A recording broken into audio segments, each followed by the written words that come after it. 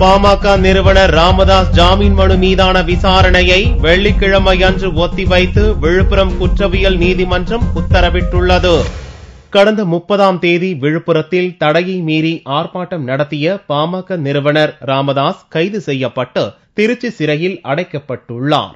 ராமதாஸ் மீது சட்டவிரோதமாக கூடுதல், கூட்டு சதி செய்தல், அரசுக்கு எதிராக சதி செய்தல் ஆகிய பிரிவுகளில் வழக்கு பதிவு செய்யப்பட்டுள்ளது. இந்த வழக்குகளில் தன்னை ஜாமீனில் விடுவிக்குமாறு ராமதாஸ் சார்பில் விழுப்புரம் குற்றவியல் நடுவர் நீதிமன்றத்தில் மனு தாக்கல் செய்யப்பட்டுள்ளது. இந்த மனு நீதிபதி சிவக்குமார் முன்னிலையில் விசாரணைக்கு வந்தது. அப்போது இவ்வழக்கு தொடர்பாக மாவட்ட நிர்வாகம் பதிலளிக்க நோட்டீஸ் அனுப்பிய நீதிபதி சிவக்குமார் ஜாமீன் மனு மீதான விசாரணையை வெள்ளிக்கிழமைக்கு ஒத்திவைத்து உத்தரவிட்டார். இதனிடையே ராமதாஸ் மீது மேலும் 2 வழக்குகள் பதிவு செய்யப்பட்டு போலீசார் கைது செய்ய திட்டமிட்டுள்ளதாக பாமகவினர் புகார் தெரிவித்துள்ளனர்.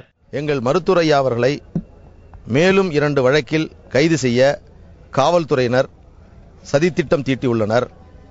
இன்று திருக்கழுக்குன்றம் நடுவர் நீதிமன்றத்தில் 2 வழக்குகளில் 2 புதிய பிடியாணைகளை நீதிமன்றத்தில் காவல்துறையினர் பெற்றுள்ளார்கள் என்ற தகவல் இப்பொழுது கிடைக்கப்பெற்றுள்ளது. ராமதாசுக்கு ஜாமீன் கிடைக்காததால் அதிருப்தியில் உள்ள பாமகவினர் மீண்டும் போராட்டத்தில் குதித்துள்ளனர். செஞ்சி, ஆலம்பூண்டி, திருவண்ணாமலை நெடுஞ்சாலை உட்பட பல்வேறு பகுதிகளில் பாமகவினர் 5க்கும் மேற்பட்ட அரசு பேருந்துகளை அடித்து நொறுக்கி சேதப்படுத்தி உள்ளனர்.